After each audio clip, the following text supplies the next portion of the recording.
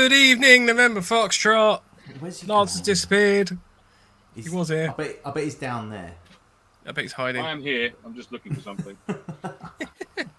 Hi, Fresh Meat. Hi, Harry. Hi, Kenny. And hi, Ryan. Thank you for joining us. Harry says, evening, chaps. Been away for the last couple of weeks. What did I miss? Not a lot. Oh, mate, you missed me upsetting all of America. Oh, in one foul swoop. In literally one sentence. What else have we missed last few weeks? Oh, I can't even remember. What happened? Some laughs. What did I miss? Something about food. That's the question. Hey? Yeah, Harry. Sorry, I was Not a looking lot, for Harry. Read the Not a lot, basically. Evening chat's been away for the last couple of weeks. What did I miss? Nothing. I've lost my NoFo cup, Harry, that the Reaper team currently bought me for our first birthday. So I'm rather peeved at the minute. All right, Hi, Matthew. Hi, Danny. Hi, Ryan. Hi, James. Hi, Steve. Yo, Mofo, Nofos. Yo, Mofo, Love it. Nofos, like that. False. Hi, Kevin. Hi, Rage. See, that's Beards better. have gone. What the fuck? Yo, mofo, nofos. Who Hi, says Define. I Stay know. nofo. Sorry, Harry, I did disagreement with certain Clippers. Hi, James. They won. Hi, Pony. Mine was forced off of me. They pull my thing. Do you reckon it's all So right to was wash mine, a coffee cup but out mine with was a my dirty nature. finger? That's all right, isn't it? What? Wash a coffee cup out with a dirty finger. Oh, honestly, you're getting older, Lance. It's like having a little old man in the corner. Just wash my cup of coffee in the corner. No, I'm just inquiring as to whether it's okay to wash a cup out with a dirty finger. Well, not saying dirty; Yes. it's got covered in black spray paint, but that's right. Oh, that's all right. Pegasus. It Hi, Pegasus. seals it Can in. we all agree Andy needs his beard back ASAP? Yes, I'm Yes. trying. Not trying hard enough, sir. I'm not like one of Who's those the, spaghetti things where you squeeze it out. Yeah, You know Danger Mouse? Play-Doh model. Yeah. You know Danger Mouse? Who's the little accompaniment, Mouse. the sidekick in Penfold. Danger Mouse? Oh. Penfold, that's it. Oh. Or Millhouse. Millhouse. That's why I haven't shaved my head though, because literally, if I shave my head, Eddie out bottom straight away. I love. Yeah, that's good. Eddie's cool. Edward Elizabeth Eddie is. Hitler is his full name. Yeah. Just thought I'd chuck that in there. Bit of trivia. How are you In case doing? go to a pub quiz. Good week, bad week. Oh, what to us? I thought you just. To meant you that in guys, general. yeah. I thought you were just genuinely thrown out there as the anchor man. How are we all doing? Yeah. Penfold, there he is. There Sorry, that's definitely Oh, yeah, Andy. It's uncanny, really, isn't it? Bit jaundiced, Andy. You need to get a bit yellower, mate. Yeah. That's what happens when you shave the beard off. You lose all the colour from the skin as well. Instant Tom. jaundice. The beard Tom's in the preventers. pub. Coming back. Tom's in the bloody pub. What? Bastard. We should do that. No, we shouldn't do that. No. What, live stream? Well, from the pub? definitely not Yeah, I'm me, well up for because that. I have no filter. Hi, James. All right, James. Hi, Les. That's the Defiant here again today. Good man. I do look forward to Wednesdays. Just Why's that? You know, just because there's people to talk to. That was a really lonely comment. Yeah. Oh. On average, we have about sort of 20 people on the live stream in the audience. It's just nice to know that there's people out there that are vaguely listening to me For a little while. Sorry? for a little while. Did I say something stupid? We are live, apparently. Oh, my laptop. I'm still waiting for my laptop to tell me that. So, come on, girl. Keep it up. Keep it up. Right, have you got any new purchases this week? Yes. Yes. I've taken today delivery of 48 maple syrup buns. You went for it. Oh yes. And I love how Preppers discreetly packaged it, and essentially in a huge ration pack cardboard box with maple buns on the side, and then my address next to it. I'm like, yeah, cheers, guys. You're the best. I've ordered stuff from them before, and it's come in a box for Cornish pasties. So the postman genuinely went, "Why have you ordered 100 Cornish pasties?" And for a split second, I was Business like, of yours, sir. "Do I let him know?" Or Yeah. Could you backhand him with a glove at the door? it's actually ex-military gear. Yeah. I was honestly, when that email came through, I was like, oh, do I, don't I, do I, don't I? So for those that don't know, Prepper Shop, one of our friends, I guess, to the show. It's a cheeky discount on the website.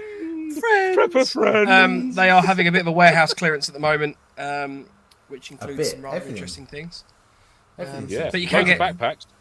10% off with code NoFo10. Does that still count on the clearance items as well then? Yep. Yeah, man. Lovely. Did not know that. Cinnamon buns are good, mate. Yes, Danny. I'm with you there, brother. That's all right. As soon as but the maple buns are good. Adam said they then send it in an Ann Summers box. Yes. Hi, Mike. Yeah, so I had 48 cinnamon buns arrive, and I've finished my... Sorry, hang on. Just to prove that we do put Chris's messages. Oh, hello, Chris. Hello, Chris. Hi, Chris. Hi, Chris. Hi. Welcome along. At least you haven't got to do that again now. You can't manage to ignore him. That's it for another year.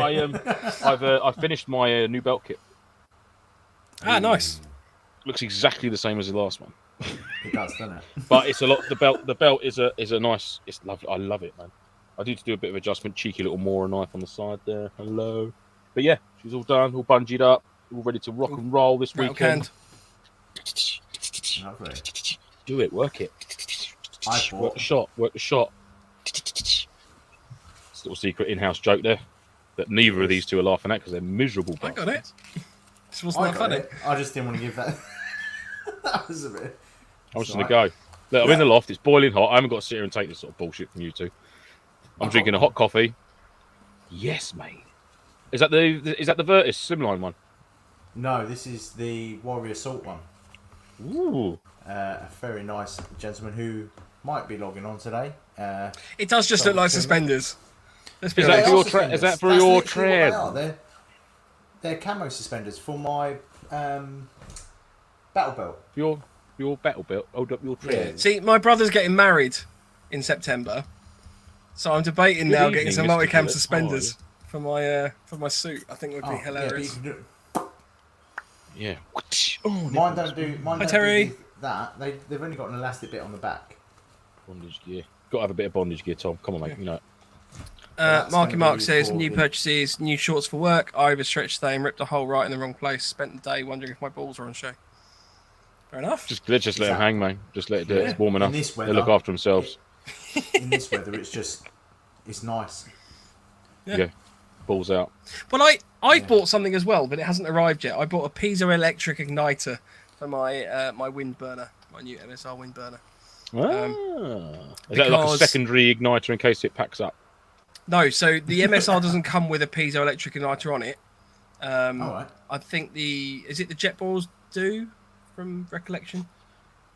Yeah, jet balls do. They are a bit hit and miss. I mean, I've not got a jet ball. I've got the Highlander version, and I always have a big lighter with it. Just because. My theory was some of the research I did showed that the piezos went on the jet boils. Either they melted or they just stopped working. In which case, you've got a bit of something attached to your jet boil that's completely useless. So I thought one of the perks of going with the MSR wind burner was so that you could obviously you don't have it's one less thing to fail. Basically, I know it's an extra feature, but yeah, thought that'd be quite cool. So I got one of those. Nicely done, mate. Nice style. Nice. There we go. Tom said his is 50-50. So yeah, it is what it is. Yeah. Are you allowed to have that gat in the background, Andy? Chris, it's none of your business, all right? You've had one question answered. Stop chiming in with your nonsense. We haven't been kicked off yet. So one question a week you're allowed, Chris. All right, pack it in. Yeah. One comment. One comment. And you've had your lot. Don't take the piss. So one bit of pew news. We're still not forgiving you for your magic machine gun either. We're not forgiving you for that. One bit of pew news, changing the subject, that I wanted to vaguely discuss was, I don't know if I know you two saw it because obviously I sent the links to you. There was a lot of beef online about it was only MilSim, a certain MilSim team patches and stuff where people sort of take it. It was perceived that people take it too seriously, and there was a lot of beef around that. I just wanted to gauge the question that formulated in my mind is, if you have a MilSim team, you are working, you're effectively forming a little. It's like a football club, obviously. You know, people are regularly playing together. That's the idea, and then kind of you build up that teamwork and you build up that kind of reliance on each other. NoFo patch. One of the questions that was Quite a good one of the body questions. Oh my god! One of the questions that arose was somebody mentioned accepting like minimum attendance at events as part of this MilSim team's like ethos for being a part of that. Do you think that's a good idea or a bad idea? No, because that's pressurising someone to attend when they've got other stuff going on. Like our Punishers, with young, free, single, easy. Well, not single or free, for that matter. Easy going. And not all young either. Not all young either. Actually, no, far from it. Actually, Yeah. Most of us are rather decrepit now. But yeah, it's just easy going. You attend when you can attend. If the event's not for you, it's not for you. I'd never force anyone to come along to. It's just is what it is. Gutted, obviously, if people can't make it, but stuff going on. I'm sure guys would love to be there at every single one, but they can't be. Yeah. And I certainly wouldn't make. You have to attend events a year. I'm like, it doesn't make sense, especially at the moment. Like, do you know what I mean? Not everyone can afford to play. No, absolutely, mate. Absolutely, that 2 or 3 times a month. There might be only 3 or 4 events you can attend a year. The fact is, you're in a team, you're in pals, you're in a WhatsApp group, you chat, you can stay in touch that way. You haven't got to go to events all the time. Might want to rock up and meet each other out just as a little bit of a wild camp somewhere, away from the airsoft scene. It's not all about that for me. Okay, so next question then. What about if you have a member of your team that wears your team representation, i.e. a patch or something like that, and then obviously goes to an airsoft site and fucks about, obviously there is an element of bringing your team name into disrepute. Well, they're on their own accord, though, aren't they? They're nothing to do with us, although they've got the patch on. I doubt very much that someone would say, "Oh, look, they've got a." I mean, of course, our patches as a modified Punisher skull with a couple of tweaks to it.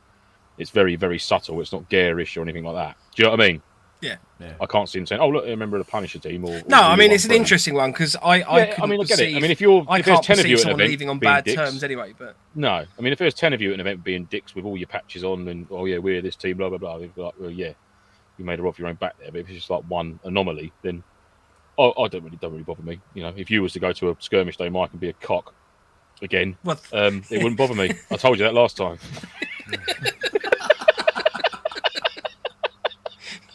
Mate, I don't just go to skirmishes and be a cock. I'm everywhere I go. I'm a cock. And I've told you not to wear the patches out all the time. There's no need for it. Just having a brassard on my shirt in the shower. Like Adam says, reminding me of that SC Viper RIP kid. Yeah. Sorry, Andy. No. I was just saying, Lance would end up looking with all his patches all over him like some weird North Korean general. Yes, like a medal band that just stretches out. Yeah. There was a MilSim team that used to award themselves medals. There was. They had a website, I believe, US type thing. Yeah, where they gave themselves like medals of valor and stuff like that. And bits and pieces. They're all ex-soldiers or ex-service. No, these people weren't, and that was why there was a lot of beef about it as well. Yeah. Flashing at an old people's home. Rach says, when I get arrested for flashing at an old people's home, I was wearing my NoFo patch. Does that mean I can't watch anymore? Absolutely not. No, you get another you one. You got arrested? Who did you... What? See, that's just poor planning. You got caught. Yeah, Adam. Having loads of patches is just the shittest digi camo. You should see the roof of my truck, mate. Yeah. Roof of my truck looks like someone's puked on it. Defiant says it depends on the team. I know some that take themselves very seriously. They train hard and compete hard. However, that doesn't fit with my ethos. It's got to be fun. It's meant to be a hobby. Yeah, definitely. Ryan says when guys wear the SAS patch at a site, we don't think they're actually SAS. So if they do have a team patch, why do they have to be a member of that team? True. Mm-hmm. Ed says, Mike, sorry to ask, have you done something with your hair? I had a shower. And then I put product in my hair quite quickly afterwards, and it now looks like I've stuck my finger in a plug socket. So I look it was quite lovely. Do you know what you look like as you took the piss out of me? Here you go. Keep talking amongst yourselves while I okay. Bring this up. James C doesn't need to be a MilSim team. Any team can have a patch. They're great for building team cohesion. I do think you have to have a basic standard of involvement, not necessarily a game attendance. Yeah, I would agree with that. Exactly. Yeah. I think, you've got to, if you're going to be in the team, you need to at least participate. You fucker.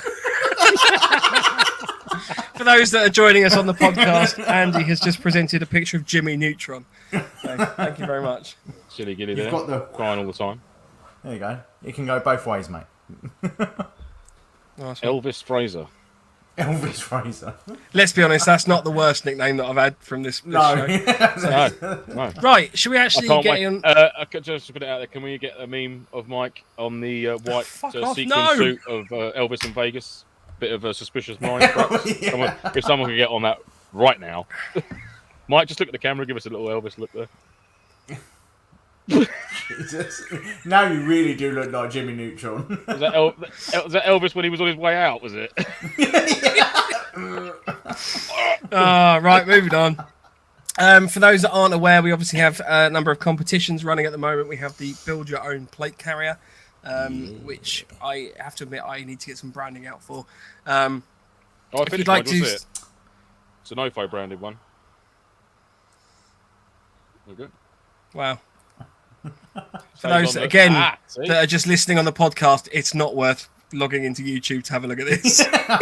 It's Lance holding a mouse mat on his chest. It's not a mouse mat, it's a... Oh, it is a mouse mat. Yeah, so it's Build Your Own Plate Carrier competition. So any kind of domestic home product, it must obviously be able to hold a plate of some type. It doesn't need to be real steel plates, but you know we need to be able to see it as a plate carrier. The way you enter for that is obviously build your plate carrier. The more imaginative, the better. And then you can submit that to us on our socials, which our email is nofochat@hotmail.com. Instagram is @November_Foxtrot_NoFo. Or you can do so on our website at novemberfoxtrot.co.uk.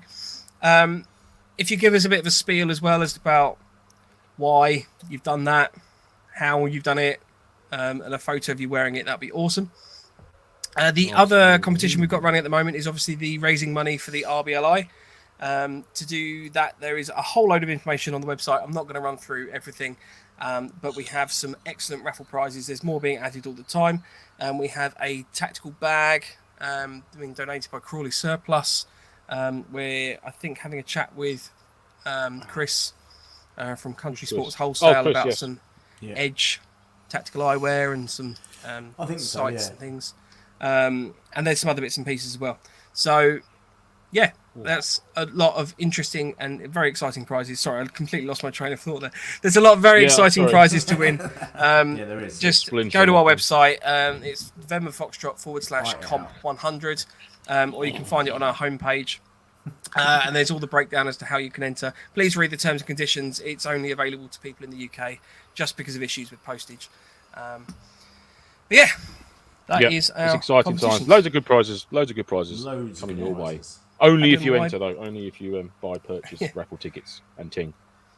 Ed said, I once got a medal for not moaning at an event. Nice. That's a good Congratulations, Ed. Good on you.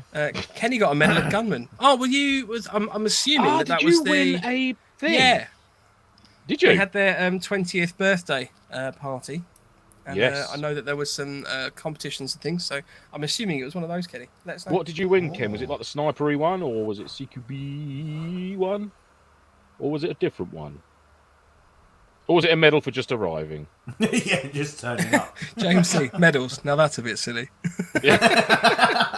Defiant, I'm going to start issuing medals at our events. Oh, God. I once won an award. So this is a completely different story, but I once won an award for endeavour at university, which I had to look up what endeavour meant, and it actually means trying hard. So I won an award for trying. God on you. So, yeah. Lance, are you wearing a NoFo t-shirt? Oh, so still clapping the Endeavour Award. Well, I'm like, good on you. Yes, I am. So there. Stand up. So there. Yeah, I didn't get mine. My bloody earbuds come out again. Oh, you will get it. Calm down. More of a tight spot. There it is. Yeah, so we are currently sampling and testing some t-shirts, basically, so that we can hopefully have some t-shirt offerings to people. Cravings, yes. Harry Badger, I have a spaghetti and meatballs plate carrier in the works. I have a spaghetti and meatballs. Yeah. Ah, Badger's on the spaghetti and meatballs. I'm on the pasta bolognese. Ah. Mm. Yes, Harry. Rage, can it hold dinner plates? Bear in mind, if you say no, then what is a plate carrier? Mate, yes, of course, by all means. Dinner plate, I with would food on argue it, that though. if it, yeah. Like an admin pouch, when you unzip it and drops with dinner, like a roast beef, Yorkshire pudding. Oh, Rage, that's you, mate. You're roasted a plate carrier. I'm a spag bowl. Roasting a plate Harry's carrier. meatballs. Wallop. Chris says, out of interest, who is the MilSim team? Just skip to the next question, Mike. Please. It wasn't. Now this is important actually because there is another team with a similar name. Which I think we should just let people look it up for themselves. And yeah, I'm gonna. dig ourselves But into just a to hole. clarify, it's Particularly. bear in mind there's two different teams. It's yeah. No, Andy, the other way. Point the other way. No, No, that's Harry it. Badger. Well done. 20th birthday event was amazing. Yeah. No, that's not pointing at Mike. Is that Point the way your pointing guns at point. No, point the way your gun's pointing, which is that Ah. way. That way? No, that way. Kenny, Oh. oh, fuck's sake. Kenny won the No. 6-man team game. By the way, No, the other way. so That nice. way? It's not Oh, that look. way. Yes, I can see Kenny- it on my Kenny- screen. Well, you two, Mike, shut tell up. him. Will you Kenny tell him, won the please? 6-man team game, and they split the £100 prize for bags of .3 BBs.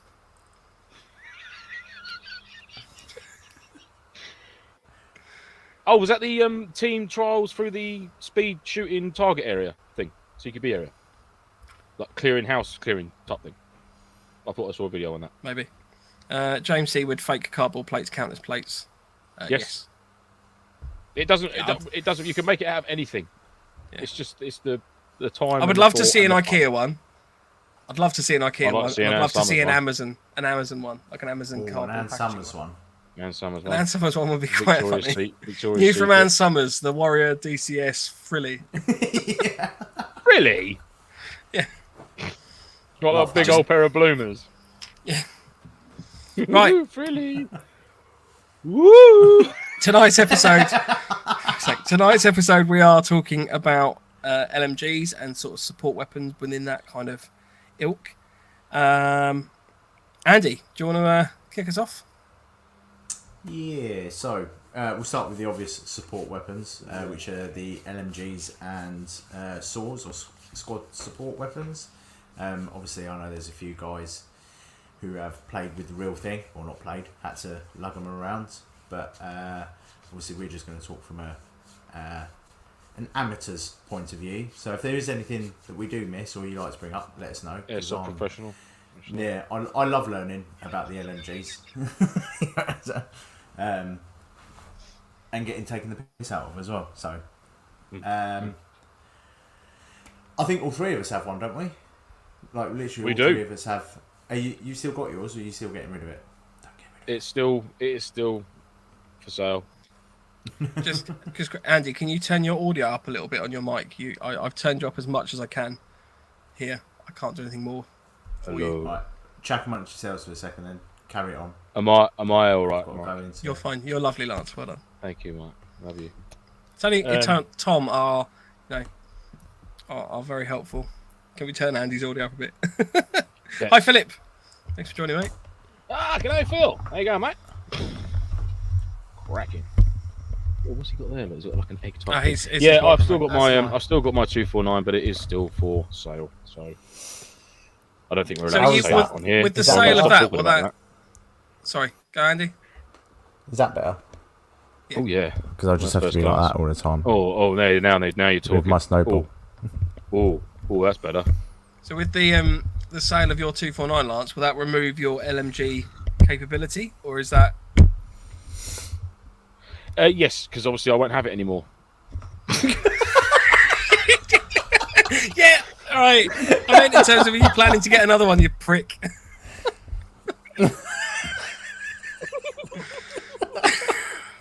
This was like the bloody sandwich last night. That's got to be the question of the evening. I thought that'd be blatantly fucking obvious, mate, wouldn't it? No, I don't intend to purchase another support weapon, Mike. So you are absolutely right. I apologise for laughing at you. Yes, I'll it just will, turn you off. remove my. It just muted you. It will remove my supporting role. Yes, it will. sad to see it go. But I just don't use it, mate. I've got my M4 that's just been redone. My DMR is just banging. The MP5, the AK, it doesn't get used. I'd sooner see it to go to one of my pals or someone I know who I'm going to see at events who are going to be slinging BBs down with it. This is getting used. It literally just sits here, just gathering dust. So perfectly good. So anyone? I mean, I guess get for your own particular play style, you obviously run either the TL or comms op, don't you? Yeah. I mean, if it's our team, I'm sort of like TL and I do the radio op at the same time. So just having the 249 and being a support role, that's just not going to happen. You know, I'm M4. A lot of the time, it'll be my DMR because I'm usually sort of slightly further back with my 2 fire teams going balls out against whoever it is we're going against. And so I coordinate from there, so I can sort of do some range shots as and when between, you know, dishing out orders over comms and liaising with zero and stuff like that. So just again, it's very rare. So it's usually the M4, the MP5 for me. So yeah, it just doesn't. It's not. There's nothing wrong with it. It's a brilliant bit of kit, but it just doesn't get used. And I could use the cash elsewhere, doing other projects, which are important to me. So that's the plan. That's the plan. I did find being TL with the LMG was a bit difficult. It's not. Because It's not. You're never up there to see what's going on. It's not used to its potential, is it? As a team leader with it, do you know what I mean? Unless you're running like a little micro team sort of thing, then you've got like a little short stubby, like yours, Andy, there, and it's like maybe a little 4-man unit. Perhaps you could use it then. But from my point of view, it just wouldn't get used. Would not get used at all. So, and I didn't buy a pickup truck because otherwise I'd have mounted it to the top of that. I've got a crew cab truck, so that the top cover is out the window, unfortunately. But yeah, I will be sad to see it go. It's wicked. Oh, damn it. It is wicked. Sorry, I tried to mute it in time, but I couldn't get down there. What's that comment? Can we turn Andy's audio down again? Watch out! I mean, that's it's an interesting point you made, obviously, about the use of the LMG being in a certain role, because I know I've sort of found that in the past that, you know, you can't, if you're rocking up to an event as an LMG gunner, you can't even like throw yourself into a position really of running the comms or you know, TL or medic or anything like that. You're almost picking your role from the outset. So. And that's you then. You are suppressing an enemy position. You are laying suppressive fire for your team to exfil from a location. You're laying suppressive fire to keep enemies' heads down while your team infills into an area. And that is you. That is what you should be doing as a support gunner sort of thing. Not cutting about as if you're a rifleman, but you happen to have a machine gun. You need to be on the flanks or position where your TL positions you, covering that junction of that road. I want you to pepper that window, top left of that house, keep whoever's head it is and they're down, or that doorway. And that's and that is your role. That is your role. 100%. Yeah. And there's only a few guys that really do it really, really well, to be fair, that I've seen at events. Him being one of them. And Mr. Rapson. I must give some shout out to Fresh Meat. Fresh Meat is banging on an LMG. Yeah. Probably 2 of the best I've seen ever in all my airsofting days. Oh, thanks very much. I'll pay you later. That's all right, mate. My pleasure. I'm just waiting for Mike to burst now. Yeah. To be fair, though, you, of course. To be fair, though, I have been running a support gun for... He's actually chewing that now. 20 years now. 20 years I've been running some sort of support weapon. Oh, no, he's not even looking at me. He knows I'm only joshing. I'll phone him up later on the way to work and sing to him down the phone again. Yeah, these two, they have a private little love chat on the way to work. I'm not invited. Mike phones me up. When Mike calling, my phone goes... When Mike rings me, my phone just goes... Bow, chicka, wow, wow. Yeah. You need an Elvis song or Jimmy Neutron. My LMG offerings, I run a Stoner, like the classic G&P Stoner 1200 box mag. And then I haven't actually run it yet, but I've got some little photos. I'm just going to show these. So this is my G&P Stoner. I know we've sort of discussed this briefly on the show before. James likes that. Divine. It's one of his favourite weapons, isn't it? Yeah. Kevin. Because No, Kevin's James got one likes as them well. as well. The only things I've really done to this are I've put a top rail on aesthetically, which you can't see in that photo, but it sits on the dust cover, and then it's been spec'd up through various gun techs and the like, so it shoots lovely, basically. So that's my GMP Stoner, and then the other one I've got is actually the one behind. I don't have a better photo of it, but it's the one with the red optic on to the back of that, and that's the M249 Featherweight, which I know that James from Defiant literally said plastic superlight LMGs are not LMGs, and I would completely agree with you. However, it is. So, I mean, I get it. There is obviously the there's the whole point in the NMGs really are to lay down suppressive fire, and then the counter off to that is the weight detriment. That being said, I personally think that it's still a bulky weapon of sorts. And yes, featherweight means little bitch weight, and I completely agree with you. But I can run quicker with it, basically. So, I haven't actually properly used it in game yet. It needs a lot of work done to it out of the box. It's not very good. That's the S&T one I've found. So yeah, I will be working on that at some point. Mike is just a huge sorry, mate. disappointment Have you to not the fielded role your featherweight at an event yet, or you have? I have run it at some event. I can't remember which event it was, but I did run it briefly and found it was just really pants. It didn't have the range on it. It wasn't firing quite how I want it to fire or operate, so I haven't used it yet. I mean, basically, the reason I got it, I normally run my GMP Stoner, which is 7 kilos. That weighs 5. And the reason I got it is because I just wanted a slightly more modern-looking LMG for some of our roles. The GMP Stoner, whilst it's a good gun, or replica, or whatever you want to call it, it's not necessarily era appropriate all the time. So the point in getting that sort of 249 was just basically so it looks the part, really. Yeah, nice. So those are my offerings. Tidy. Oh, lovely. Do you want to talk about yours, Andy? Oh, yeah. That's mine. There she is. Woo. My beasts. So, yeah. Mine's Mark 46. Mod 1, I think it is. Based off of Sonny Quinn's, off of SEAL Team. Copied the paint job and everything. I've spent way too much money on it. More than I'd like to admit. I've gone in self-winding box mag. All the internals all redone. Yeah, that's kind of it really. And vortex optics on top for when they get shot out. Because nice.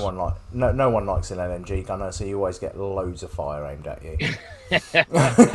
So, you need to be suppressing more. Yeah, suppressing more. Oh yeah, but now I've had the latest set of upgrades on it. It does shoot a lot better and a lot further. So I went in the wrong direction, so I went for higher rate of fire, shorter range, and at MilSims, especially in woodlands and stuff, it was pointless. Like because the TMs and everything were outranging me, although it sounded absolutely horrendous.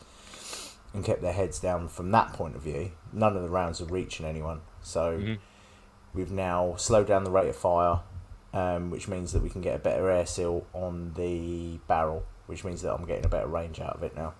And is that your barrel, Andy? Is that fully extended to the end of the suppressor, or is that just finished short? No, so in that photo, it does go all the way to the end of the suppressor, but I have got another barrel, because obviously these are quick change. Yep. So you can literally unplug them, slide it out, and I've got and one that only obviously comes more to the realistic end. as well. Keep a couple of barrels on you for in case you get too hot. Yeah. Yeah, that's right. It's They do no, get no. hot. A couple of spare barrels in his back. Yeah. Big old asbestos glove to change him out with. But yeah, so I do have 2 barrels for it. One's a tight bore, which only goes up to the end of the original barrel. And then I've got a normal size one that goes all the way to the end for if I want to be a bit of a wanker, as one of the marshals decided to call me once for just sitting there, just pulling me, just holding the trigger down. Not short control burst sensor. No, not on that day. It wasn't. It's a skirmish day, so we let you off. Yeah, it was a skirmish day. That cost me an absolute fortune. That did. Absolute fortune. It's no point running an LMG at a skirmish day because you will literally no. Yeah, there's a comment about that. I run Tom. I run 3.2s in that as well. So, yeah, it just gets too much because that box mag holds one bottle, and I'll at a skirmish I'll get through that per game, not per day, per game, which adds up quite quickly. Some events you'll be lucky to go through a box mag, or perhaps go through one at the end of the if it starts Saturday morning into the Sunday, you might be thinking of changing it out, depending on the contacts, you know. Yeah, I tend to go through two. Yeah, sorry, go on.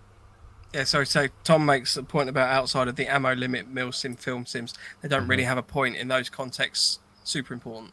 So obviously, you know, this is you are comparing your ammo against a 15-year-old with a super high spec riff that fires 300 rounds a second. Well, it's not even that. I mean, it's the fact that you've got a 249 with a box mag in it. Say it's got 2,800 rounds in a box mag, going up against a guy who's got 6 or 7 500 round high cap magazines. Yeah.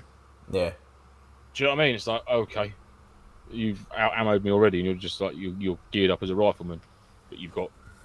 But that's one thing that I do quite like. But they're not, are they? I mean, it's skirmish day. They're not geared up as riflemen. No, you know what I mean. No, but what I'm saying is they're using a standard M4, but they've got mags for days that are all 500-600 round high cappers, whereas you've got one box mag. It's just it takes away. That's one thing that I've started liking. That's skirmish days. A lot of MilSims now. Do what we want.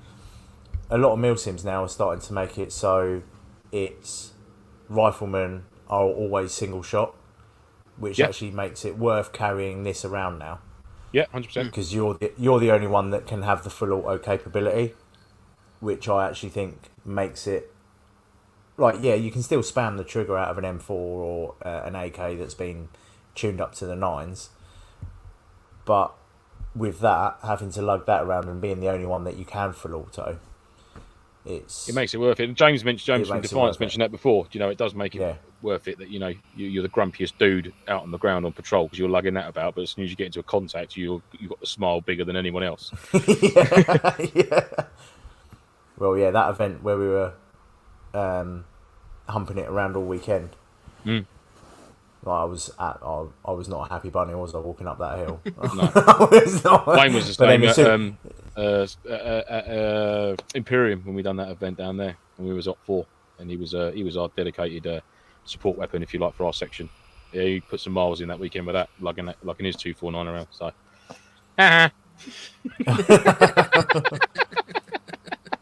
all good fun. I've done it before. Don't worry. I know what it's like. I think with the I enjoy that side of it. The comment about obviously the ammo capacity and the like and the single fire, I don't really think that the single fire makes much of a difference on its own. You know, ultimately, I think the thing that makes the difference is the reduced ammo capacity, because fundamentally, if you've got players that can just run about and, you know, they've got the they've got the high cap magazines, or they've got the capability of nipping back to a fob, rebombing completely, then ultimately you can still achieve almost a similar rate of fire on some LMGs to an M4 with a spammy trigger. Yeah. So I think that the limited ammo definitely needs to be sort of rolled out on that front. You know, and a lot of MilSim event companies will run a limited ammo, but because otherwise there's no point in having suppressive fire, because you could literally get the same rate of fire and suppression with just an M4. And then you don't have someone that's weighted down with a heavier rifle in the field. But then you should be able, if you've got a section of riflemen who are on semi-auto only, you should be able to put down a substantial rate of fire on single shot between sort of 5-6 guns. on one position easily. I mean, like James C's comment there, like he's like rifleman should be able to full auto if you were isolated and on the verge of being overrun. You would be on auto. Absolutely agree, mate. Yeah. But unfortunately, if it wasn't, if some of the sites didn't bring them rules in for MilSim events, the full auto would just be abused. It would just be every contact would just be 8 guys full autoing, which normally. But that's why I think the limited ammo. I think the limited ammo comes into its own there because, all right, fine, you've got 3 or 4 guys that are on full auto.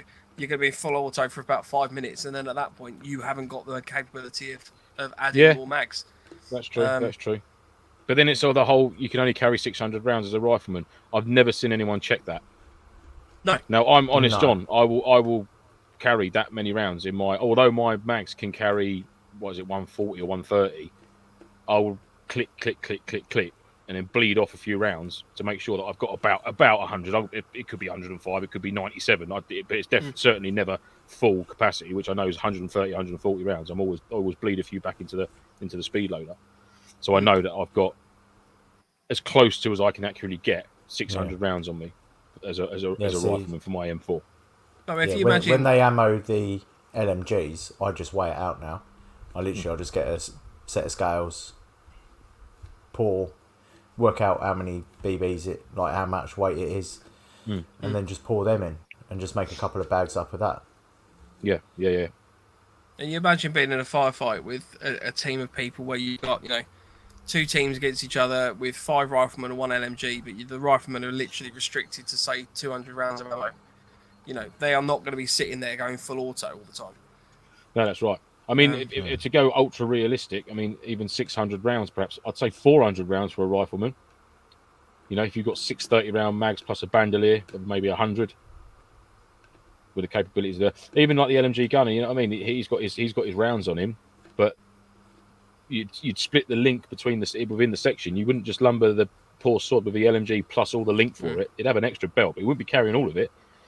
That'd be it. He'd have water, a bit of food, the LMG, and the ammo that's on it. And then it'd be your link would be split with the section. Same with like spare batteries or comms and stuff like that. It'd all be split amongst the section. Rage makes an interesting counterpoint. He says, but the other difference between airsoft and the real world is that in single shot, a trained guy can put a round where he wants it, whereas in airsoft that isn't the case. A light breeze. This is it exactly. This was going to be my next point, Rage. You hit the nail on the head there, mate. Sometimes you've got to walk around onto a target, like you said, because of breeze. It can change and chop and change, and the BB can flying everywhere. So you do for one real round, if you like, you're probably potentially requiring sort of 4 or 5 maybe BBs to almost simulate. I know it's very far off, but almost simulate the same sort of contact. You know what I mean? Of trying to get onto that one single target. That's why these are better, because it's accuracy by volume. Absolutely. Just walk it in. Burning hell all the way through. Yeah, literally. Just Mac from Predator with a minigun just through the jungle until it's gone. Didn't hit a goddamn thing. That's her nickname, the lawnmower. The lawnmower. She's great at cutting down long grass. So we've obviously talked about 249s and the Stoner and stuff, but there are obviously other LMGs out there. So there's the PKMs. There's obviously the miniguns and sort of that. So you don't generally tend to see too many of those, to be fair. Miniguns, no. There's a couple floating about that come to our site quite regularly. They're horrendous. They're amazing, and I want one. But see, is a minigun even in the real world? Is that weapon. Is that? Yeah, I was going to say, is that a handheld weapon in a real world situation? I've never probably. I think the smaller ones, because you can get the different sizes of them, can't you? Yeah. I think the smaller is it sets. I mean, there's a lot of our guys here who listen are ex or currently serving. I mean, is that a practical weapon to have in a section or a platoon? A minigun, or would a normal sort of SSW or like a Gimpy or something like that be more practical? No, it's not. No, it isn't. That's what I'm thinking. It's usually on the side of a helicopter or out the back of a or on top of a vehicle, on a Humvee I mean, Rage is he's saying the minigun is not an LMG, and I agree. But I'm just referring to it within airsoft because obviously it falls under that category. So would that be allowed? I wonder if that would be allowed as a support weapon at a MilSim event if someone turned up with a minigun. You'd have to have it mounted. I would have said. Would that be in a rule If I set, was do you an think? organizer, I would be inclined to say that's got to be mounted on a vehicle, yeah. Or in a static position, at a or on a fob. static position on a tripod in a Yeah. in a pillbox or in an emplacement of some description. But you see, that would be quite cool. I could see that. Like, literally, you have it as a two-man team. One person's carrying the tripod, the other person's carrying the minigun, and then it's set up like that. You know, make it a crew-served weapon in that respect. That would be quite cool to see. I'd that'd be awesome. certainly want someone cutting about the field just on their own on a Jack Jones, just like Terminator-ing it up to the eyeballs. Yeah, I think that's. I think that'd be pushing it a little bit too much. Yeah, I mean, Ryan made a good point earlier. If we can scroll up, regarding the weight of rounds. Obviously, 1,000 rounds of link is a lot heavier than a 2,000. I wonder if we could get an accurate weight, Ryan. If you could ask the question, how much 1,000 rounds of actual link is? Mike's on the Googles. Because that would be an interesting feature. I mean, if like making the most MilSim of MilSim ever to MilSim on, whether that would be an option. Yeah. See, that's what I've done with that, though. You can carry 1,000 rounds for the LMG, but it has to be the equivalent weight of what an actual 1,000 rounds would be.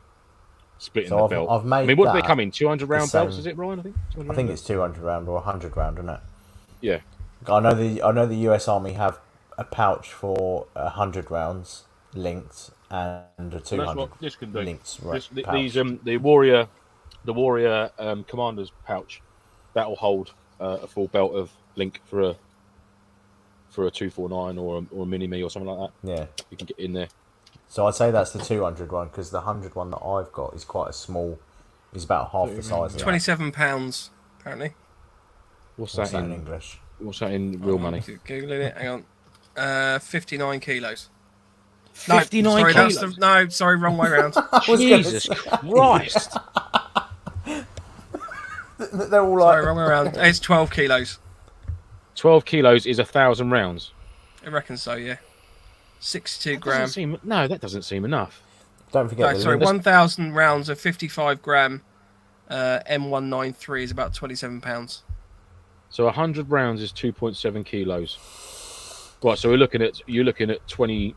You're looking at 26-ish sort of kilos. 26 kilos for 1,000 rounds, split between an 8-man section. I reckon that should be something that's brought in. You know, now whether that's done with small weight plates or something like that, where you've got there you go. 20. Yeah. James C. 100 rounds is 2.7 kilos. So 1,000, yeah. 27 right. kg. There we go then. There's a for all you real MilSimmers out there and you organisers, Defiant if you're listening. Well, you've both 27 kg, up, haven't you? Yeah. My 249's heavy, but mine's not as heavy as that because mine's a full stock, but it's a polymer rear stock. But it's still heavy. Don't get me wrong, it's still heavy, but it's not as heavy as that. Because I put that lead in it, didn't I, to make it up to so that as it stands. Put a bit more lead in his pencil, so weighs the same as an unloaded M249. Right. Okay. Mark cool. 46. Oh, so when that's fully loaded, it's the same weight as a real one that's not loaded. Just to get made. Nice. That's just for my own suicidal benefit. No, it's good though, mate. Yeah, definitely. Yeah. Plus running weighted plates as well. Yeah. Can't beat a bit of set weight plates. As a GPMG gunner, you can have 1,000 rounds plus a GPMG plus extra barrel. Yeah, I mean it's all weight. No wonder the boys, the gunners, don't carry any additional kit on top of that. I mean, Christ. You know, I can only imagine the heats of like some of the war zones that they've been in. You know, you've got a full helmet on, full ballistic helmet. You've got your fatigues, your boots, your fucking plate carrier, your belt kit, your Bergen or day sack, plus that. I mean, Christ. Do you know what I mean? It's got to be upwards of 75, 80 pounds worth of kit. Yeah. And then stomping for 8-hour patrols on foot through God knows what. You know, contact drills over the top and down the other side of fucking heaven forbid where. But, bloody Nora. Cup of tea after that, I reckon. Do we want to shift over to the tactics of sort of support guns? Yeah, shoot. Shoot. Do bad things. Yeah. I mean, 2 support guns per section, 8-man. I mean, I hate seeing like 5 249s and you've got like 6 dudes in the team. I'm just like, let's I mean, I know that would probably never happen. I mean, I know certainly no Legion wouldn't stand for that. Defiant definitely wouldn't. Yeah, I know Terrier SEO wouldn't either. It would be it's like, no, lads, come on. I mean, 8-man section. I'd expect to see two SSWs in an 8-man section. To be. What about base defense? If you're doing stag, I'll put them everywhere. You're gonna have, no, I'll but have as many as I bristle possibly with could them. on the wall. I mean, well, that's what I'm asking. Is because we've obviously just identified that we probably wouldn't want to have, you know, each fire team all having LMGs or whatever, or swords. Or whatever. Would you want the same on stag duty? Do you think? Chris's Mark 46 is 6.9 kilograms, by the way, and it also has its own mind. Chris's self-firing rifle. Bloody thing. Oh dear. Yeah. See, when I'm taking my LMG, like you guys know, if I'm taking off a stag, my LMG will stay in a position. So whoever's on stag knows that there's an LMG there if it's required. That's what I do. That's it, isn't it? That's what makes the difference with the whole harbour area in like a wood block compared to like a Sanger in a fixed compound or fob or something like that. You know, in a wood block harbour area, you'd like one section would have this arc. And within that section, you're going to have two support weapons of such. So they will be manned at all times. Whether that support weapon is you're buddied up with another rifleman, so when the support gunner is actually getting his head down, you're the rifleman who's buddied with you is in charge of your support weapon until you're back on stag. I can't see it being chucked around within the section, because obviously then you've got a guy there potentially without arm's reach to his rifle. Whereas if he's next to his buddy who's got his, he can grab his mate's rifle or whatever. That was how I'd sort of see it. I mean, in a fob, I don't know. I mean, I've not seen it before. It's usually like a whole section's taken all 4 towers or something like that. You've had 2 guys on the main gate, and then you've had 2 in each tower, and that's how it's sort of run. Now, if you happen to be in a tower that's got a support weapon, then great. If not, you're usually 2 riflemen. So, and that's important for it can be split, can't it? Well. Yeah, because if Op 4 can work out when you know, say you've got a team that rockets, say a Legion event, and the team rocks up, and one team's, you know, they're all kitted out with LMGs because they've all brought them along for base defense. But then obviously the stag rotation changes. You know, that's the sort of information that's fairly valuable to Op 4, because if they can clock that, they know, oh, right, between 12 and 2, for example, 12 and 2, yeah, 12 and 2. Yeah, 12 and 2. You've potentially got a team that's only got a few SMGs on the tower. It's going to make a bit of a difference. Yeah, LMGs. Yeah, support weapons. No, SMGs. Say you've got a team up on the towers and you know that they've not got LMGs because you know that the team that's sort of clocked off because they've changed rotation. Well, I mean, like just like MP5s or something. Yeah. Right. Okay. Because you might have one team where they've all properly kitted out for base defense and another team that hasn't.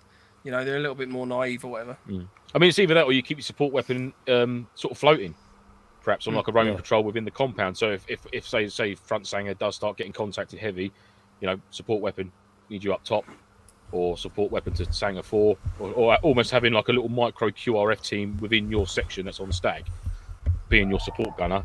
And then also, if someone is proper fatigued or they're proper hanging, you can go and switch them out with them. Give them 20 minutes, half hour to get a brew and shut their eyes or something like that. That's probably quite a cool idea. Might be worth trying that out at the next one. Give you As I said, right, I think give you a little rest. As I said, I think leaving the LMG in a, or also like maybe just leaving a LMG in a central point. If you're happy to do so. So if you do get bumped, anyone can get to that LMG first. And because you're keeping it in the centre of your compound, you can move to wherever you want. Definitely, yeah. I mean, like I said, if your normal support weapon gunner's got an M4 with him as a secondary, when you're on base defence or something, or when you're on stag at a Sanger or fob, you can, like you said, leave the support weapon somewhere central, and take the M4 up with you. And if it does get desperate, you can duck out and grab it and come back in, something like that. I mean, it's obviously, again, it's airsoft. You know, you try and be as realistic as you possibly can, but you know, there's going to be elements of the game that you're going to try and sort of create parts to make it work for you as an airsoft team. You know, that's essentially what it is. Trigger contact. Sorry, Chris has It may just. stop the fob on its own. Oh, did it, Chris? Oh, I wouldn't have known, Yeah. mate. Yeah. Chris says, I left my MK46 on the main gate of Defiant. It rained, the gun's trigger contact shorted, and it laced up the fob on its own. These three shat their pants. I was out on a foot patrol. I wouldn't say shat their pants. It was more just concern as to where the fire was coming from. Actually, I thought it was very nailed down drills. Yeah. We started getting contacted. We immediately stood to, cleared the compound, and then saw this basher just going. I was like, they're inside the walls. And then we looked and it was like, there's nobody holding that gun. That's magic. It's a magic gun. So in terms of tactics and the like, we've obviously talked about stag duty and the like. What other sort of tactics can you employ as a support gunner? One that I quite like is interlocking fire. That and a half really wind people up. If you can get two LMGs on an interlocking, I can't even bloody say the word. Interlocking. Shooting across each other. X Factor. Yeah. So you can literally keep one section down while your assault section moves around and flanks them. Absolutely phenomenal tactic that is. And it does. 9 times out of 10 it works in airsoft. I mean, getting your support weapons out to the flanks and then coming across because it stops the enemy or the force you're attacking spreading out to try and flank you, keep them bottlenecked, and then obviously your guys can then move up through the middle, and you're keeping them contained to your front. You know what I mean? It's almost building a framework around the contact that you're going into. Then just with them two big support guns, just coming across each other, crossing the streams. It's an important safety tip. Thanks, Egon. Oh, you two fucks haven't seen Ghostbusters still, so that's completely. Yeah, no. I thought you were talking about we. You should never cross the streams. What, sword fight? That's sword fight. Yeah, sword fight. Rage nose. James C says GPMG's in an area where they have a good arc of fire that interlocks to form a beaten zone. I like that as a phrase. Oh, yes. You should never cross the streams. James, did you run support then? Like, did you run any sort of support weapon when you were in, or do you just know a lot? Because I'd like to have a chat with you about some of the modern tactics. Because well, Ryan's a GPMG gunner, I believe. Was he? Hence why he could just hoist David aloft over his shoulder, like it was fucking nothing. Can someone drop me either person? Can you just drop me a message? Any guys out there? Any guys, drop me a message. Yeah, I'd like to have a chat. We have seen Ghostbusters. Pegasus. No, they haven't. We have seen haven't. Ghostbusters. I have seen Ghostbusters. I just said I wasn't a huge fan. That was all. It's even worse. One thing I did want to talk about is the use of ghillie suits and LMGs or support weapons, because that seems to be generally frowned upon. No, I think it should be definitely allowed within, especially in the MilSim scene. I think it should be allowed to camo up. I don't think. I mean, obviously, a real situation, a support gunner in a section would not be going out with a crafted ghillie suit of his own.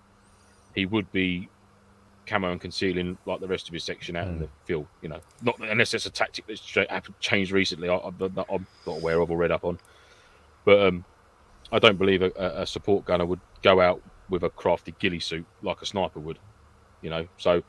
Yeah, it's a tough one. I do believe that you should be able to have hoods and use camouflage and concealment, 100%. I'm not suggesting it's a full leaf suit, because I think that would be taking the mickey a bit. But you know, I know Kevin's just said wrong. But ultimately, for ambushes and the like, you know, it does help. The thing I found with using scrim covers on helmets or like the upper hood, so I don't generally tend to go with a full ghillie. It tends to be sort of like the armpits up. Like the Viper hood, sort of in the rust camo. Yeah, because the problem I find is that when I've got the LMG set up on the bipod or whatever like that, I am forming a perfect figure with my head. You know, because you can't really duck down quite as much behind it. It's not the most discreet weapon, is it? No. On a 249, especially if you've got the box mag and it's only so low you can get it.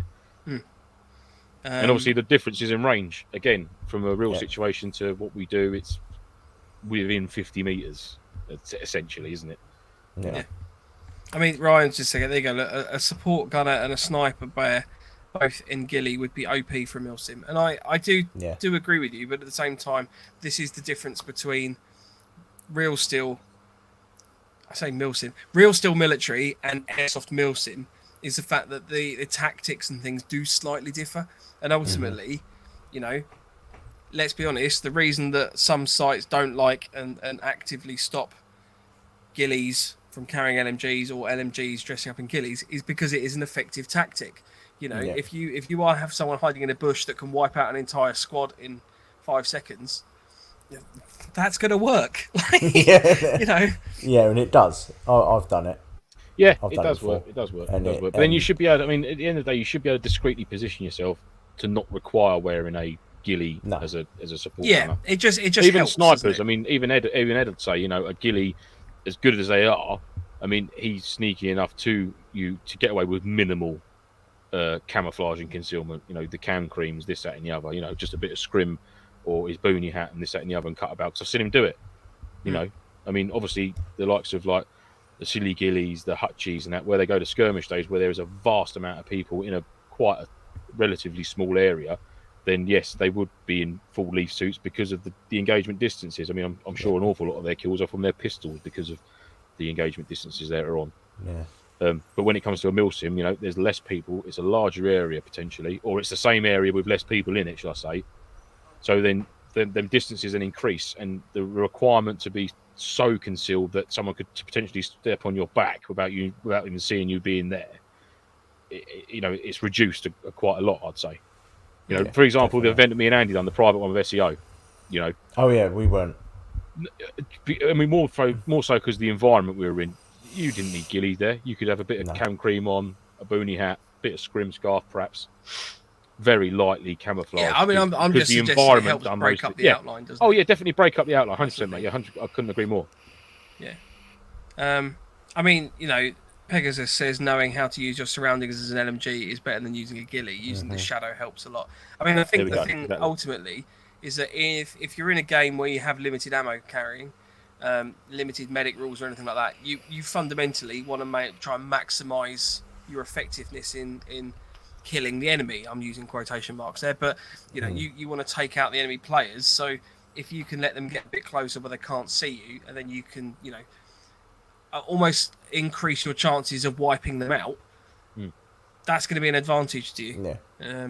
Well, that's if I'm setting up, if I'm told to hold a position, say for an example, a crossroads, I will literally look for the darkest, most overgrown bit of ground that I can find, dive in it, and then push myself forward so the LMG, it's only the very tip of the LMG poking out, and then if they do come round, like if an enemy do move into my firing area, I won't open fire until they get to 35 meters, because I know that at that range I'm going to get a guaranteed hit.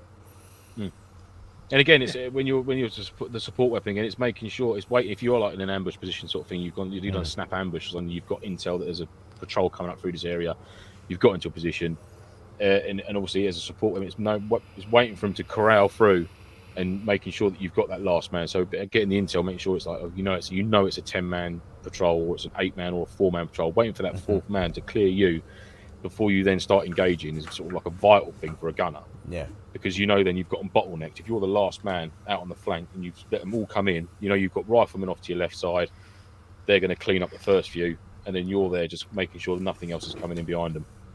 Yeah, definitely. But if you don't do that... Go on. I was going to say, there's nothing worse than ambushes which light up way too early, and then all you're doing is then just creating another skirmish. Well, this is it, yeah, because you don't let them come. You get like the first 2 or 3 guys, then the rest of them are just bottlenecked up around a corner of a junction or something like that, thinking, right, what do we do now? Then you end up getting flanked because you're in an ambush position, and then it's almost like you've been counter-ambushed or counter-assaulted. You know what I mean? Although you've had the better position to start with, it's been spoilt by a poor trigger discipline. But also because at the SEO event that you and me did, Lance, you used that as the instigator, as it were. Yeah. So we the other waited for guys your call, basically. Yeah, so I literally couldn't fire. I wouldn't fire until I knew that they'd passed my position, and the other guys could get a shot as well. Yeah, Which and then I think obviously we in waited on Andy. Airsoft- Andy was the whistleblower Yeah. basically. So as soon as he lit up, that's when the rest of the guys knew that they could then engage the enemy. Although they had eyes on, and like you could see people sort of laying there like. It wasn't until Andy threw it, and then we all crossed the streams.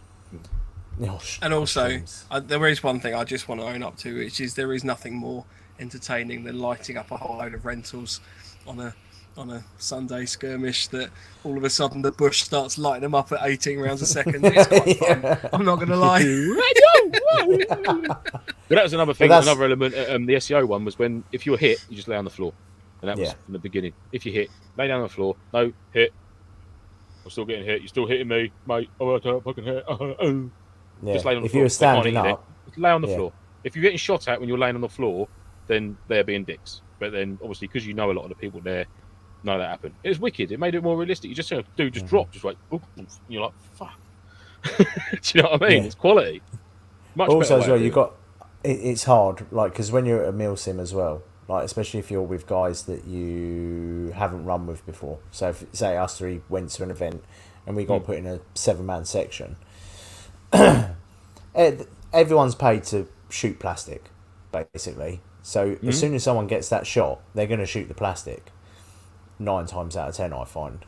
So you can have these well-laid plans and have all these wonderful ambushes in your mind, but as soon as someone gets that clear shot, they're going to take it. That's where you need to be. That's where the almost the drills need to come into it. You need to know, and obviously like your all bat sort of thing prior to a drill, like like actions on. If we do contact an enemy, this is what you all do. It won't just be the enemy's over there. Fucking, you know what I mean? It'll be if they've not seen you yet, let your section know. Eyes on whoever, wherever, what direction. If you can snap ambush, then great, get into cover. Arrange that. Because I do find that a lot of I know this is going to sound so. A lot of World War II tactics on how they moved and pivoted and used the squad support weapon, which is the BAR. The BAR back then was your central point. So if you were in like a skirmish line, your BAR would be dead center. So if you got contact from any direction, your BAR gunner would lie down and fire in that direction, and the rest of your squad would. So you would almost sort of pivot on his axis, so his, like a compass center. Yeah. So your lieutenant, which is normally in charge of a 10-man section, you'd have one BAR gunner, and your lieutenant and your BAR gunner would normally stay in the center, and that would be your those tactics seem to work really well in Airsoft. That's from your. That's from my US reenactment days. Infantry reenactment stuff. Yeah, cool. Yeah, that's wicked. I like that. But it works really well. But that's one of why I want to chat to a couple of lads that know more of the modern techniques. So because I want to learn some more modern Rbli. I don't know. I don't know. You have enough canteens. Piss off. Fresh meat. I complimented you earlier. I retract that compliment. Bloody canteens. Right, I'm just going to run through a few comments because I've got a few stacked up. James C said, I'd love a gas blowback LMG. No. Pointless. Where the gas is stored in a box mag. Yep. A&K did one, a limited run, and they stopped making them because they realised that it needed more gas. If you want one, go for a HPA system with a Daytona system in it. You've spoken about that before, yeah. If you haven't heard it, Google Daytona M249 on YouTube after this, obviously. And there's a lad that put one in, and the fire on it just sounds phenomenal. And you have to cock it properly as well. Pegasus says, on the subject of LMG, where can I get an MK46 stock? Ooh. I have been Googling whilst we've been talking, and I can't find it. No, unless you're going to buy one from the States, there doesn't anything similar that can be sort of bastardized. Well, made to fit. If you look at, I don't know if you can see.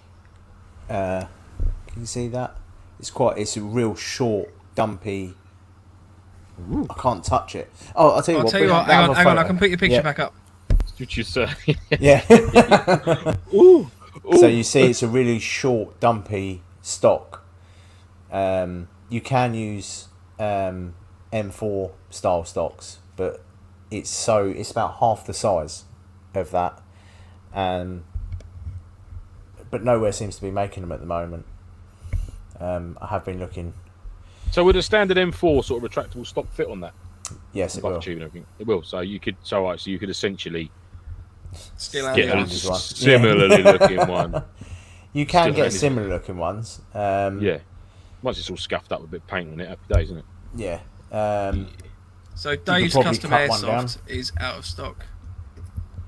Sorry, I started that off thinking it was in stock and then it's not. So Yeah, everywhere's in stock. The only place that had one was Evike over in the States, but I'm not sure if they still have it.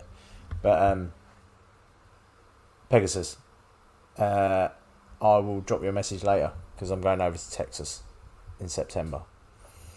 Andy comes back with a whole load of Mark 46 stocks. Good luck Real with that. steel parts. Although, recently, after talking to a very close friend who is a firearms officer, if you put real steel parts on a airsoft gun, you are now making it into a firearm, and it is illegal. Shut up. Yep. You having a laugh? No. He literally said that. He said, so if you've gone out and bought a proper front rail and put that on an airsoft gun, you're actually making it into a firearm because it's a firearm part that you're putting onto a weapon. So if you get a really picky police officer, All right. I would love to meet the police officer that would know that. Like, you'd have to get someone in a excuse really me, sir. bad mood. I think you'll wouldn't you? find that Who is Riz that? rail Do is you remember actually that? a real steel one. Do you remember that there was a police? I don't know if it was police camera action or police interceptors or something. There was a guy driving a quad bike coming down a beach or farmland or something. Yeah. He had a BB gun on the back, and it was an M4. And the officer held it up and goes, "I mean, you can see how similar to it's the British Army SA-80, isn't it? Oh yeah. It's like an AR-15." I remember watching it. I was like, "Are you fucking serious?" There was another one recently where they pulled someone over and in a bag they had a revolver in there, and you looked at it and it's got ASG stamped on the side and it's bright blue, and they're going, "Oh, it could be real. It could be real." Yeah. And I'm sitting there with the missus going, "That's an airsoft gun. How do you know? It's got ASG and it's painted bright blue." To be fair, if I wanted to undertake illicit activities, I would definitely paint Let's my not get real into steel that. weapons. No, we can't. Blue. Remember YouTube? YouTube might come down. I'm not on us. holding anything. But, I mean, that would be a ridiculous- MP5. Oh, brilliant! I'm just in that. US reporter called an AK an MP5. Love it. Lance, if you're going to read about loud, Yeah. don't mumble it. I'm just pre-reading it. Remember our old band comment? Dan says, so all those blood diamond carbines with the skinny Brownells handguards. What is that? I don't know what that is. What, It's the the AKs? carbines on. No, the Blood I diamond don't know enough about it to carbines. explain it. I just know it's a thing. Well, look, obviously it's a bloody thing, isn't it? It still doesn't help us though, doesn't it? Everyone's just like that. Yeah, well. Yeah. Did we want to talk about some of the other things on our list? I'm conscious of the I thought we were time. going through the comments. Should we go through the comments? We've got quite I can a few go through the rest of the stats up. comments. Yeah. I was just conscious of the other things that we put on there. That's right. We can do those on another one, can't we? Yeah. Rage says one of the rag boys has the TM Mark 46 has just had the internals rebuilt with steel gears and such. It's a monster. Yes, They mate. sound pretty nice. Who did you get to do that? Ryan says on large attacks we'll often put 2 or 3 legs into a gun section to lay fire to take attention away from the main attack. LMGs, not legs. Just Oh, wave yeah. legs. It says legs. It says legs. I just read it out, but I think No, it I means would have done the LMGs. same. I was like, oh, what acronym is that? I've not heard of that one before. That's what I thought. I was like, legs. Legs Oh, that sounds quite cool. Legs We're of going to have to learn what that fire. one is. What is this legs? It's like a spider tactic thing. Oh. Ryan filling our head with bullshit again. Tom says, so chaps, define LMG. Haha. Light So- machine gun. There you go. Yes. Light light- machine I gun. think there's a real difference between real If there is a steel light machine LMG gun. and airsoft. Is there a light machine gun? Even real ones? So, Well. from what I remember reading, a light machine gun can be a base weapon that has been modified to have an increased rate of fire.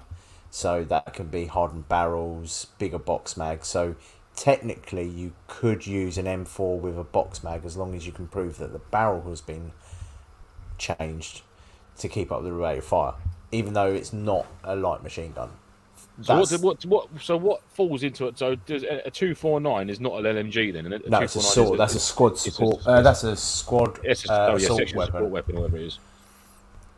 So I would say an LMG is chambered in 5.56, but a machine gun is. So we're talking like right. So like a mini me would be an LMG, but a GPMG would be a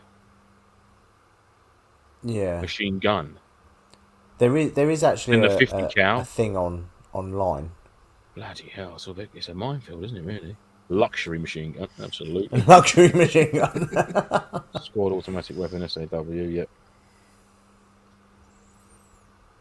HMG would be something like an M250. Yeah. Yeah. Ooh, love the definition. Ooh. I like this. We sound really good now, don't we? Yeah. Well, we Thanks, don't know. guys. You've all made us sound really. Once again, the listeners have made us sound really good. Mine says 50 cal would be a heavy machine gun. Yeah. But Adam says you can't go on caliber as a Vickers is in .33, but it's still a HMG.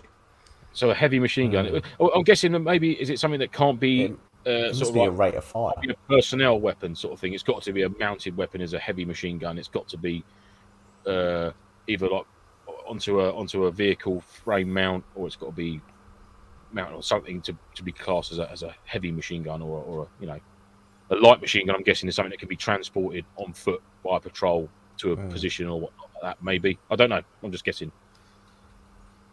Yeah, 50 cal would definitely be. I'd love a 50 airsoft 50 cal.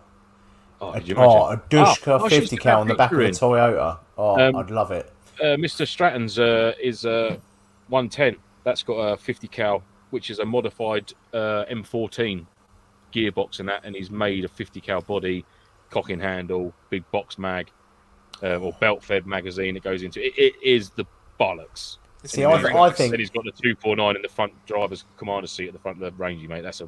I'll get a picture and I'll put that. I'll get Dave's permission first, and I'll post a picture on it on our Facebook page of it. See, afterwards. I've always thought if you make a 50 cal, you should be firing at least tennis balls.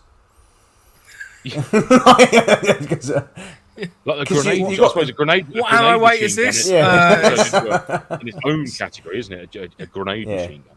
See, I would say golf balls, but you get hit by a golf ball that's been fired out of a 50 cal, it's gonna. So with that, because obviously a grenade machine gun is quite a relatively short barrel compared to like a 50 cal and that. But so if you was to increase the barrel on a grenade machine gun, was obviously that increase the range. Grenade machine guns though?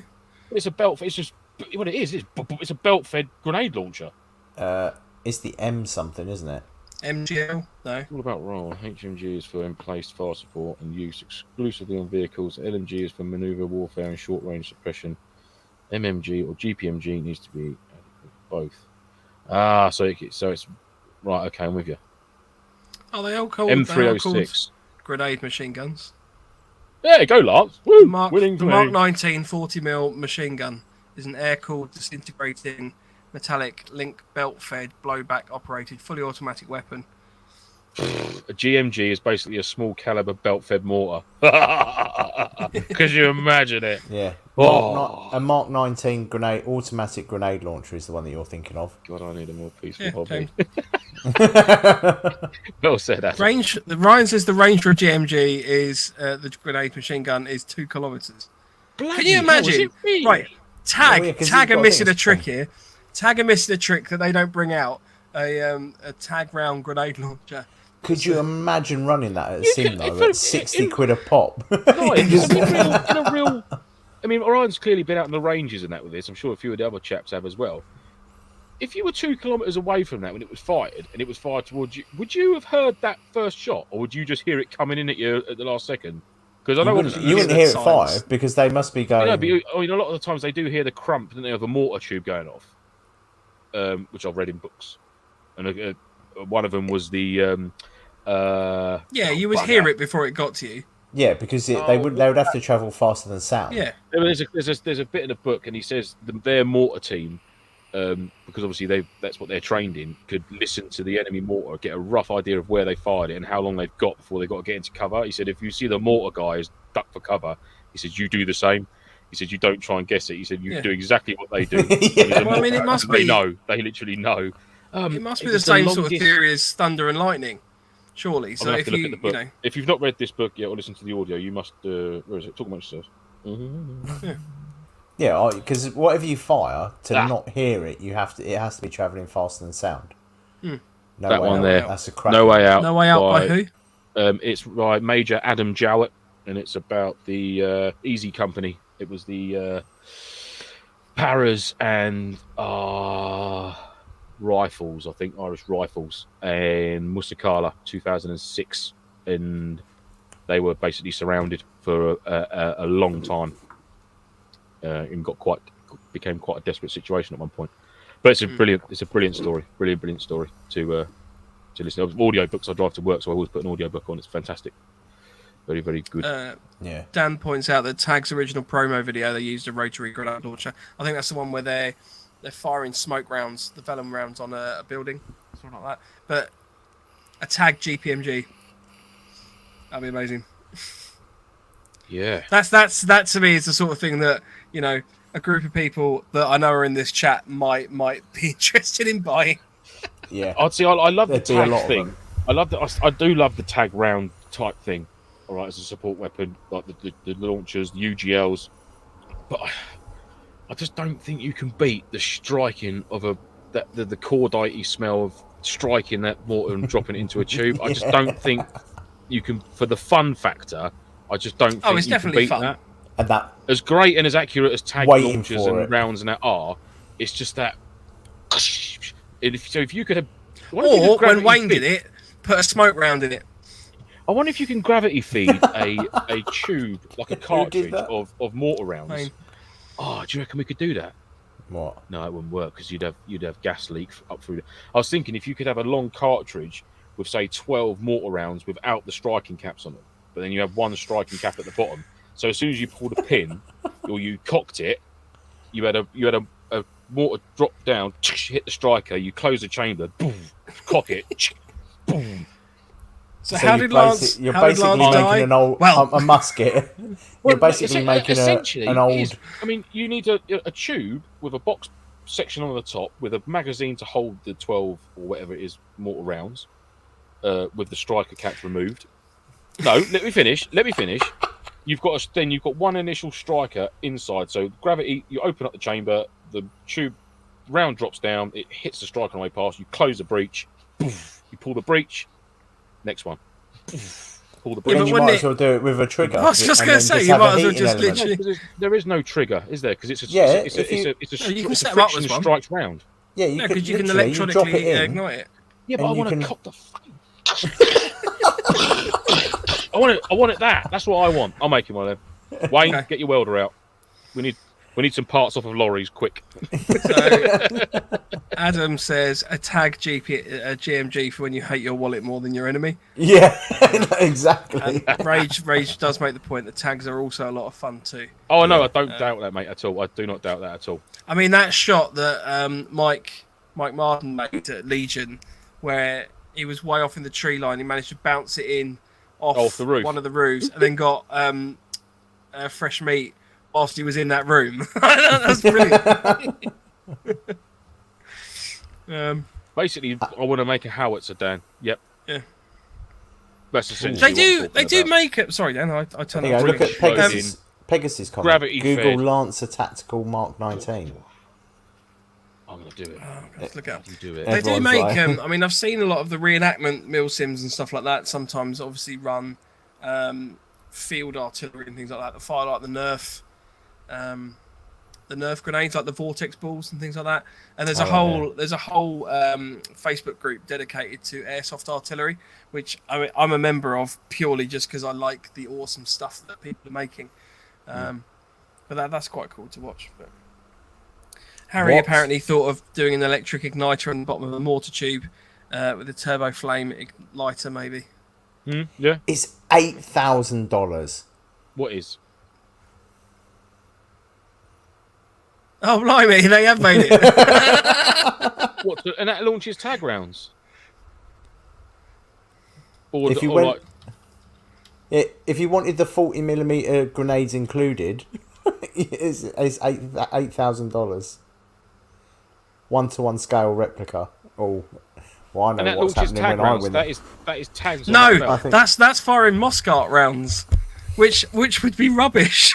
Well, that just fires it Moscow BBs out the end rounds? of the barrel. That picture on there is firing Moscow rounds, so they're like the multi-shot 40mm grenades, Oh, no. which means that you've basically got a crew-served shotgun. That's pathetic. I'm not spending £8 grand. Yeah, 40mm shower grenades. Oh, Yeah, no. but you could modify that. Contains You could 2 modify HPA that. engines internally to allow I double don't know. fire. I don't know if that barrel load up to tags and that going through it. Would it? Yeah, It's you only could just made cut. to You could just cut that bloody plastic Moscow. one off and just put a solid alley bar Bit of in there. scaffold tube. Yeah, no worries. Can't beat a scaffold tube more. Right, let's just try and whiz through the rest of these. Philip Dunn asked what film sim is. So film sim is kind of, I mean, it's a term I guess was probably coined by Octo and Gunman. Yeah, the gunman guys. It's more of which a. are It's heavily role company play in the based. Not as hard routine as a MilSim with a break in the middle. Sort of like it's sort of like a. And it's quite storyline.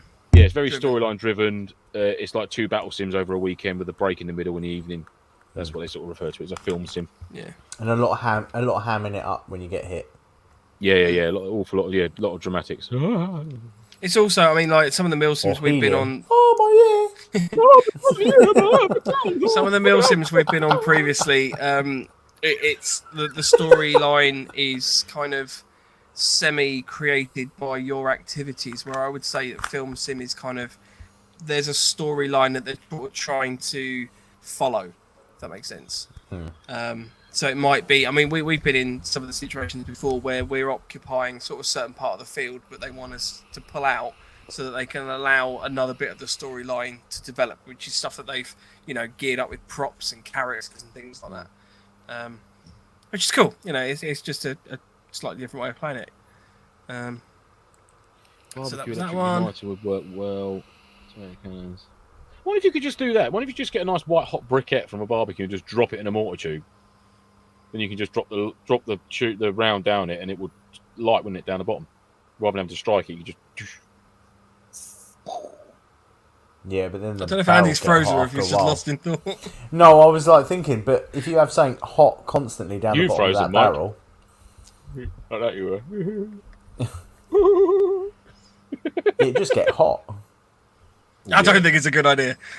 I'm not going to try that. I am definitely going to make a howitzer though, like a gravity How fed. it's I need to get I someone want involved. I need to get on the Lance, phone it needs to to be Harry. something that you have to tow to the event. That's what I will. want to see. Oh yeah, it's going to be completely over the top and flamboyant. It's going to be a huge cannon with a teeny weeny little 40mm scaffold tube in the middle of it. Like The that. fires Moscow rounds. No, it will fire. It will fire FBS mortar rounds. Guaranteed.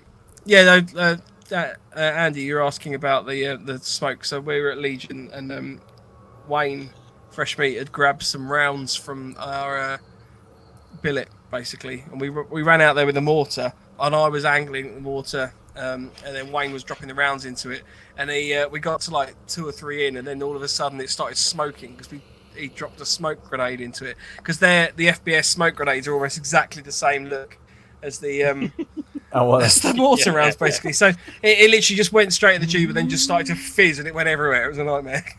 I bet you all panicked. Oh my god, it's going to explode. But it was more just like, I was like, what is happening? Like I don't because obviously it's this round ultimately is really cooking. it's ultimately a pyrotechnic, isn't it? So you do need to be a little bit wary when you're using them. And I've just got this tube, this scaffold tube with loads of smoke billowing out at the end of it. I was like, what is happening? There's something wrong here. Fresh Meat said, last skirmish I ran mine, I got into a bush next to the enemy objective and sat there laughing for half an hour, stopping the other team from getting near me. Got told to leave my bush in the end. Yeah, Poor that happens a lot. Oh. James C said, nah, riflemen should be able to full auto. If you were isolated on the verge of being overrun, you'd be on automatic. I think we covered that. Sorry. Actually, barbecue coal's a good idea. You can get electric shisha. Hookah. Charcoal elements. Shisha hookah. Ooh. See, it wasn't a stupid idea by me. I've had two good ideas this evening. One, making a howitzer. Two was briquettes. Yeah. Empire Airsoft said, when are we doing MilSim? I'll Be in touch. We'll be in touch. Tomorrow. I'm planning. When are we doing a MilSim? Do you mean I've that in got a lot general? of dates. Yeah. Because I want to do the Defiant one again, but not DEA I want this to do the time. Defiant I might one, go- but I can't. Why not? Because we've got another event the weekend before, and I suggested it, and it ended up in an argument. I know. Which one was that? Sorry, I went into Grange Hill then for some reason. Yeah. Thanks, lads. I'm not going to carry on. I want to, but I'm not. James Shaw says, at Gladius 5, we scared Op 4 all the way back to the village with 3 LMGs on the gate. Nice. Yeah, it works well. Mind you, I don't like the sand fob now at Legion because it's a kill box. Once you're in there, you're not coming out alive. There's what was there, 1 or 2 firing points? They still got the Well, four it used to slangers in be. there. No, there It is, used to there's be you four could slangers, fire out there's no cover, is there now? That No, you used to be able compound to fire out the building as well, slightly, didn't you? Or you got more of like eyes out the building, whereas it's a lot more sealed now. So, Rage can't make Red Tide 2 either, as it's my little boy's birthday. Oh, mate. Well, happy birthday to your boy, regardless. Yeah. I was Pop quite down the weekend disappointed. before, mate, to a private event if you want, Rage. Send you some details, brother. Pew-pew. That's the one the weekend before, Andy. Yes. Is it? Yeah. Yes, Andy. Like, literally, they are one weekend, the next weekend. That's the problem. Oh. Rage says, the biggest problem I find with military tactics in Airsoft is that BBs don't kill people, so the enemy do not act the same, making you have to rethink the tactics. Yeah, I'd agree with that. People don't kill people, rappers do. Criminal. And then Adam said, a ghillie is never unrequired. There's nothing that makes you feel like you're in Afghan like heat stroke. I can imagine. I can only imagine, mate. Yeah. Horrendous. Yeah. Yeah. And James C said, there is a picture of an Australian gunner with a suppressed LMG, webbing, and a ghillie hood. I bet he looks fucking awesome. Yeah. I'm going to have that's And my rightly evening so. You'll have to price throw- find that photo. Yeah. You've sent Michael on his. That's your homework for the weekend, Mike. That's Where's my homework webbing to and my find suppressor? I need that for the weekend. Right, cool. I think that's probably it for tonight's episode. I think so. We had Yeah. planned to get through a lot more of different support weapons as well. We were going to be talking Sniper about roll. mortars and snipers, sniper roll, and all the other Sorry, bits and you pieces. prick. We were having a chat about what we were going to discuss on tonight's episode, and there was a discussion that we were going to cover LMGs, mortars, grenade launchers, and like. And then Lance was asking about snipers because obviously there's a sniper role, and then he kept persistently asking it to the point of where he's basically asking about a sniper sandwich, because he's. And I honestly thought he was drunk at this point. I was just like. I was asking the same question as many times as possible in different ways and waiting for these two to bite, but neither of them bit. Where is it? Here we go. I generally thought you were drunk. That's the sniper role. That's the sniper roll. Cheese and pickle, I think. That's what I Which reckon. I never Well, let's even knew was a finish on that thing. quickly. Ooh, let's finish on that. So, what would be a support gunner's role of choice? What do you reckon? It's got to have ham because it's a ham bush. Oh, Jesus. Right, that's it. Cheers. Thanks for logging in, Thanks, guys. everyone. Ciao. Yeah. All right, we're off. I'm proud of myself for that one. I think a sniper would be partial to a cheese and pickle role myself. a long baguette because of the long rifle. So I put It's it got to have on some there. salad in it, doesn't it? Surely. It's 'cause got to he's be. surrounded by green. Bit of Why would he want vegetation. salad? No, he doesn't. He wants cheese and pickle, damn it. Yeah, no, That's what I want. LMG gunner, big slab of brisket, cheese, onion. Let's just throw some shrimp in there as well, all in a nice brioche bun. There you go, done.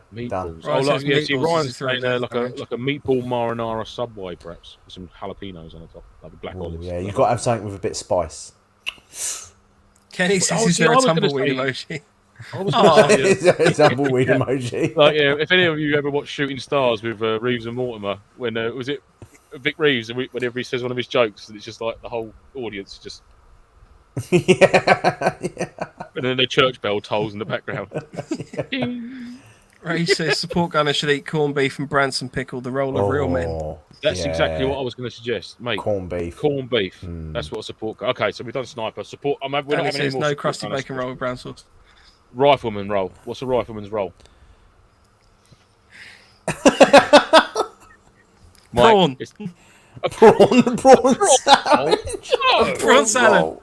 I would. Prawn I'm salad. partial to a prawn and smoked salmon roll. I'm not going to lie, but I don't know if that would be. I don't know. I don't know if it would be. I don't know. No, not for a rifleman. If you'd like to let us know Rifleman would what role a rifleman would be, please email us at No, I think a nofochat@hotmail.com. rifleman- Beef and mustard. Vegan cheese and mayo. Rifleman is like a bland plain cheese. See, I was going to say rifleman would be like perhaps a cheese and piccalilli, Cheese and piccalilli. because it's not a sniper and it's not a support gunner. It's a little bit of everything. Tuna I and sort of feel cucumber. like a lot of these Tuna and sandwiches are just the cucumber. same thing. Or how about a rifleman that would just be sandwich spread? Do you remember that old shitty jar of Oh, sandwich spread? yeah. The stuff that came in the Which is essentially tinfoil like tube. digested Like fish paste. coleslaw. Yeah. Oh, fish paste, crab paste sandwich. Ooh, you bastard! Crab paste. Right, on that note, thanks I for think joining we- us this week. I think we should risk it. Show one of the photos and see what YouTube does. Oh, I've It's already at turned the it end, off. isn't it? No, I've Say already goodbye to turned it everybody off. first. Let's say bye-bye Win. to Yeah. everybody. No, But I we're want to gonna do some go. more rolls next week though, because I really enjoyed that. Yeah. There are more. That would be a. there are more loadouts that we can cover. Ryan says the radio Well, operator is definitely a champagne breakfast. Absolutely, darling. Caviar and all sorts. Yeah, absolutely. OC, I reckon it'd be a ploughman's. Ploughman's Yeah, yeah. sandwich. Yeah, as a team leader, definitely a ploughman's for me. Thanks for joining us this week. Next week, we're going to be talking about MilSim storylines and sort of how to develop the MilSim from the roleplay perspective. We'll be covering like mills and stuff within that. And we'll be covering roles as well, apparently. In the meantime, if you want to get in touch with us regarding any of our competitions, obviously you can email us at nofochat@hotmail.com. Instagram is at November_Foxtrot_Nofo, and our website is novemberfoxtrot.co.uk, or you can contact us on our own individual Instagrams, which are on the screen now. Cool. I think that's everything. Raffle tickets. Get some raffle tickets. Come on, it's for a good cause. Get your raffle tickets. Stay NoFo. And you get some nice prizes. But I can't believe the RAF with ploughmans. That's really. I love a ploughman's. Oh, RAF for cheese, ploughmans. Yeah, little haunch of bread and a bit of stilton. Say goodbye, guys. Oh, what are we going now? Yeah. All right. Bye. Bye, guys. Stay NoFo. Ciao, ciao, Bella. Ciao. No pictures, See you please. later. Bye. No pictures. please. Bye. Bye-bye.